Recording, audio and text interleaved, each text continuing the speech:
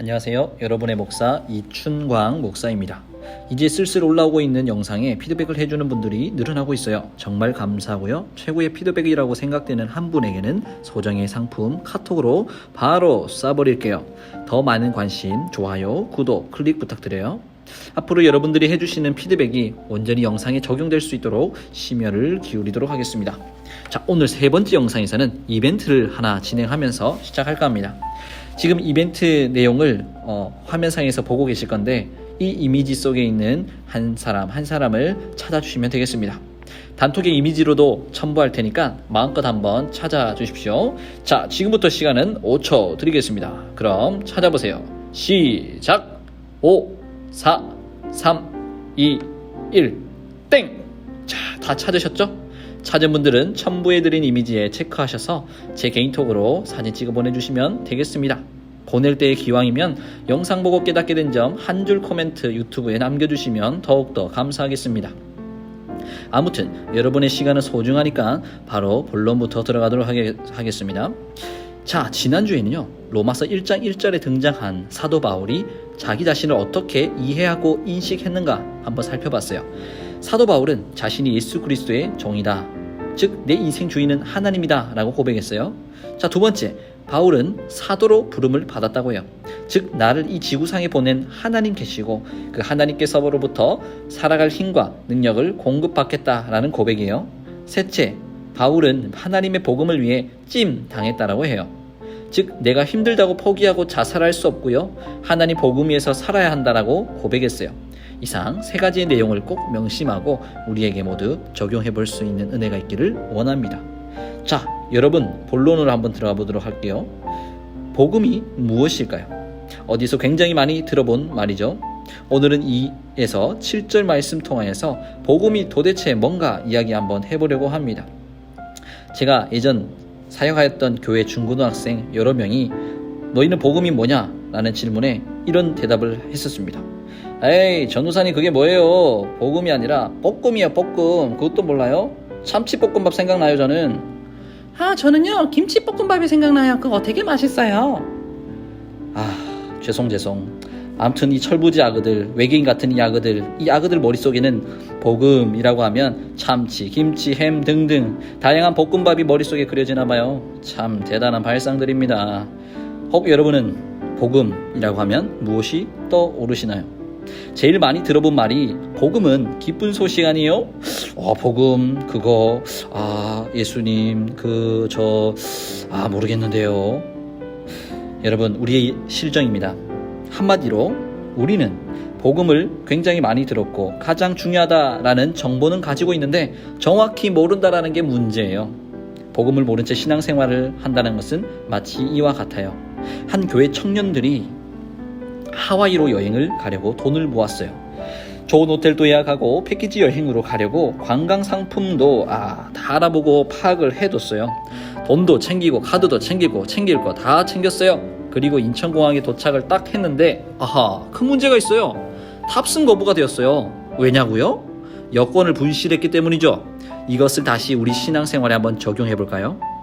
우리가 각자 추구하는 삶의 가치대로 열심히 뭔가를 준비하고 최선을 다해 살아요.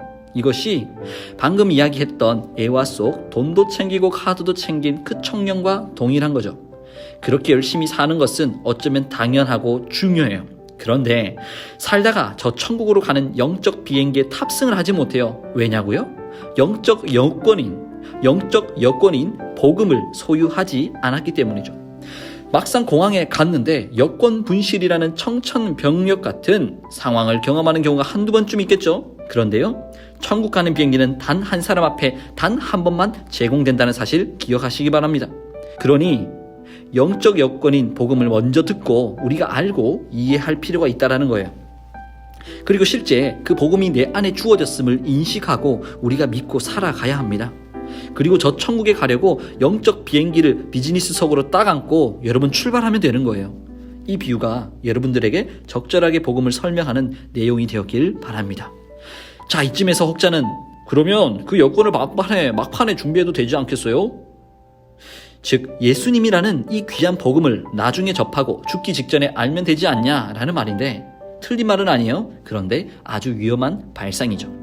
예수님 재림 때까지 유효한 이 복음을 미리 소유하지 않는 사람은 늘 마음에 불안하겠죠. 복음이라는 영적 여권은 천국 문 앞에서만 유효한 것이 아니에요. 우리 삶에 있어서도 그리스도인으로 떳떳하고 자신감 있게 살게 하는 원동력이 된다고요. 따라서 우리는 바로 지금 정확한 복음, 이것을 소유하고 믿고 삶으로 실천하며 살아가야 한다는 그것이 오늘의 결론이에요. 그래서 오늘 이 복음이 정확히 무엇인지 알 필요가 있다는 사실입니다. 자, 그렇다면 복음은 무엇일까요? 다 같이 2절의 첫 부분과 또 4절의 끝부분을 볼까요? 자, 2절에 이 복음은으로 시작해서 4절 끝에 곧 우리 주 예수 그리스도시니라 라고 끝맺어요. 이런 구조를 어려운 말로 수미 쌍관법이라고 해요. 쉽게 말해 처음과 나중의 내용이 서로 관련이 있게 구성되어 있는 문학적 기법 중 하나예요. 즉 복음은 결국 예수님이라는 말을 사도 바울은 하려 했던 거죠. 그러면 복음은 최소 이제 예수님과 연관되어 있는 거구나 라는 것을 알았는데 2에서 4절 말씀에 말하는 예수님은 어떤 분일까요? 첫째, 3절에 육신으로 라는 표현에서 알 수 있는 것은 예수님이 완전한 인간이라 라는 점입니다. 둘째, 4절 성결의 영으로 라는 표현에서 알 수 있는 것은 예수님이 완전한 신이다 라는 점이에요. 말이 어렵게 기록되어서 그렇지 3절과 4절 한 번에 딱 요약되었죠. 먼저 3절의 예수님은 완전한 인간이라는 말이 나오는데 한번 곱씹어 보겠습니다. 인간은 배가 고파요. 응가도 싸고 오줌도 싸고 외롭기도 하고 작은 것에 상처도 받고 실제 몸에 무언가 끄이면 상처가 나기도 그래요. 요약하면 인간은 한계점을 가지고 있다는 거예요. 그런데 예수님이 신으로 오면 되는데 굳이 왜 인간 몸을 입고 왔을까 궁금하지 않으십니까? 여기는 도대체 어떤 의미가 담겨 있을까요? 정답은 동병상련입니다.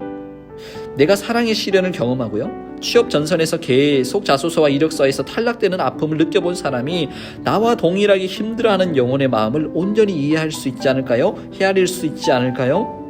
지금 하나님은 유일한 아들 예수님을 이 땅에 보내시는데 그 이유 중 하나가 나를 위해 십자가에 죽고 우리 모든 인류의 죄악을 용서해 주시기 위함이었어요. 그래서 실제 예수님은 외로웠어요. 배고팠어요. 헐벗었어요. 돈이 없었어요. 왕따 당했어요. 인간이 경험할 수 있는 모든 감정과 어려움을 다 경험하셨다라는 거예요. 즉 이제 예수님이 우리를 위하여서 뭐라 말할 자격이 주어진 거죠. 특별히 우리 죄를 용서할 수 있는 눈높이 교육을 실천하셨어요. 특별히 예수님은 왕의 후손으로 태어나셨어요. 이스라엘 제2대 왕 다윗 왕의 후손으로 태어나셨죠.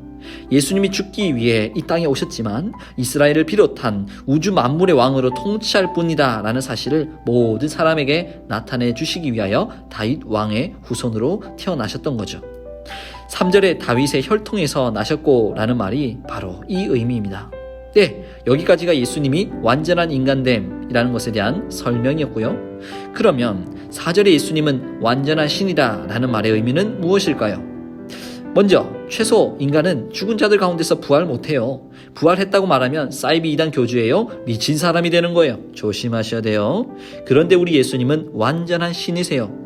그러다 보니 이 땅에서 죽은 나사로를 말씀 한 번으로 살리고 바다 위를 걷는 기적도 보게 하시고 무수히 많은 불치병 환자도 고치시고 물고기와 떡 몇 개를 가지고도 수천 명을 먹이고도 남을 만큼 엄청나게 많은 놀라운 기적을 베풀어 주셨어요. 말 그대로 성경 속의 모든 기적을 행하는 우리 예수님을 볼 때 아하, 우리가 믿고 있는 예수님 그냥 단순한 완전한 인간이 아닌 완전한 신이시구나 라고 인정할 수밖에 없죠. 특별히 4절에는 죽은 자들 가운데서 부활하셨다고 해요. 사복음서 끝에 있는 장들마다 다 부활에 대한 기사를 기록했죠. 즉 누가 봐도 정말 살아나신 예수 그리스도, 이분은 진짜 신이다 라는 것을 증명하고 있죠. 그 결과 하나님의 아들이라는 칭호를 받기에 조금도 부족함이 없다라는 사실이에요. 네, 여기까지가 예수님이 완전한 신이 된다라는 것을 설명했던 거고요. 자, 끝으로 복음 2절에 과거로부터 성경이 미리 다 약속되었던 것이라고 설명해요. 과거에는 목사님들을 대신하여서 하나님께서 선지자들이라는 존재를 세우시고 사용을 하셨어요. 대표적 선지자가 에레미야, 이사야 등등이 있죠. 네, 이런 하나님의 사람들을 통해서 하나님의 아들인 예수님에 관하여 성경에 미리 약속하셨던 것, 그것이 복음이다 라는 사실입니다. 우리 모두 누구와 약속을 한 적이 있죠. 당장 우리가 어릴 적 부모님들이 항상 세뱃돈 받은 것은 부모님 은행에 맡기면 이자까지 쳐서 준다고 했던 약속들 기억나시죠? 그런데 결과는 부도 사태가 나면서 그 돈이 지금도 어디로 가버렸는지 아무도 몰라요. 즉 사람은 사람과 약속을 할 때 100% 지킬 수 없는 연약함을 가지고 있어요. 하지만 우리 하나님은 약속에 신실하세요. 그 약속 말씀이 로마서 비롯한 성경 66권 다 기록되어 있어요. 그 성경을 한마디로 요약하면 복음이다 라고 할 수 있습니다. 자, 이제 이 복음을 알게 된 우리가 마땅히 해야 될 일이 도대체 무엇일까요? 5절에 보시면 예수님 덕분에 우리는 은혜를 받게 되었어요. 천국 가는 은혜를 받게 되었고 하나님의 자녀가 되는 은혜를 받게 되었죠. 동시에 사도 직분은 우리가 아니지만 그리스도인이라는 고귀한 타이틀을 얻게 되었죠. 이제 우리는 예수님의 이름을 위하여 믿지 않는 자들에게 삶으로 복음을 전하고 그들이 온전히 믿게 하여 순종하게 해야 한다는 겁니다. 그것이 그리스도인들의 타이틀에 걸맞는 생각과 행동이라고 우리 사도 바울은 5절에 분명히 기록하여 말하고 있습니다. 참고로 5절에 우리가 라는 표현은 나 사도 바울이라는 표현이에요. 그런데 예수님을 믿는 우리 모두가 마땅히 해야 할 미션이기 때문에 우리가 라고 표현을 한 거죠. 동시에 6절에도 분명 너희도 우리 청년들도 예수님의 소유물로 불려지고 콜 받은 사람이다 라고 증언해요. 자, 6절에 부르심 받았다라는 말은 가령 어떤 축구선수가 나라의 부름을 받고 국가대표로 차출되었다는 것을 뜻해요. 다시 말해 피겨스팅 하면 김연아가 떠오르고 MC 하면 유재석이 떠오르고 잘생김 하면 강동원과 이충강 외 다수 등등. 죄송해요. 아무튼 복음하면 예수님 떠오르고 여러분 주변의 많은 사람들이 여러분 이름을 떠올릴 수 있게 되기를 간절히 원하고 기도하고 바랍니다. 왜냐고요? 여러분은 하나님 나라의 대표 주자로 선발된 하나님 나라의 대표 주자들입니다. 이로써 복음을 알면 나와 하나님과의 관계, 또 내가 지금 어떤 존재인지를 알고 무엇을 해야 될지를 말해주죠. 그러니 복음이 얼마나 중요하겠어요. 7절 말씀에는 사도 바울이 복음을 안 자들, 또 그 복음을 실천해야 할 그 자들에게 삼위 하나님의 은혜와 평강 있기를 원한다 라는 축복 메시지를 남기고 있어요. 이것으로 인사말을 모두 마친 거죠. 네, 여기까지 오늘 전체 내용의 전부예요. 정리하면서 제가 다시 질문할게요. 여러분, 복음이라고 하면 이제 무엇이 떠오르세요? 지금까지 복음 이야기를 했는데 여러분 나름대로 정리하면서 큰 소리로 한번 외쳐보세요. 그게 외친 분들에게 교회 엘리베이터 무료 이용권 나눠드리도록 하겠습니다. 하하.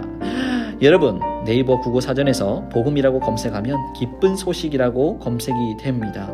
교회 용어 사전에서도 복음이라고 검색하면 자녀 탄생, 나라 해방 등 정말 매우 기쁘고 반가운 소식이라고 기록하고 있죠. 하지만 최소 오늘 로마서 1장 본문 말씀을 통하여서 여러분이 알게 된 복음이라는 건 도대체 어떤 것이죠? 한번 여러분 스스로 정리해 보기를 원합니다. 제가 정리 한번 또 해볼게요. 복음은 곧 예수 그리스도입니다. 복음은 예수님이 완전한 인간이고요, 완전한 신이다 라는 거예요. 복음은 그 예수님이 나 같은 죄인을 살리고자 나를 위해 십자가상에서 철저히 죽으셨다라는 거예요. 우리는 이 예수님을 믿고 천국 갈 수 있는 법적 근거를 확보하게 되었어요. 우리나라는 실천되지 않지만 법이 우선적으로 적용되기를 원하는 나라예요.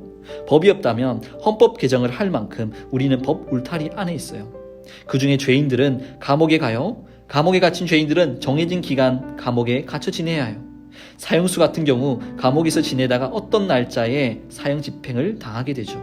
네, 우리 모두는 영적으로 다 죽은 자예요. 죄인들이에요. 즉 이 사형수와 우리와 동일한 처지죠. 그런데 그 죽음을 코앞에 두고 있는 죄인인 우리 사람들에게 예수님은 완전한 신과 신으로 또한 인간으로 오셨어요. 그리고 그분이 하신 일이 십자가에 스스로 오르셨고 그곳에서 온갖 조롱과 비난을 다 참으셨다라는 거예요. 그 결과 예수님 입장에서는 철저히 버려짐과 고통의 연속이었을 수 있지만 모든 인류에게는 환한 구원의 빛이 비추게 된 거예요. 그래서 우리는 예수님 믿으면 천국, 믿지 않으면 지옥이라는 명확한 프레임을 갖게 된 것이죠. 네, 이것이 복음입니다. 취업해서 좋고 결혼해서 좋고 성적 잘 받아서 좋지만 다시 한 번 더 이 복음 앞에 엎드릴 수 있는 우리 모두가 되기를 원합니다. 복음으로 힘냅시다. 화이팅입니다. 다음에 뵙도록 해요. 감사합니다.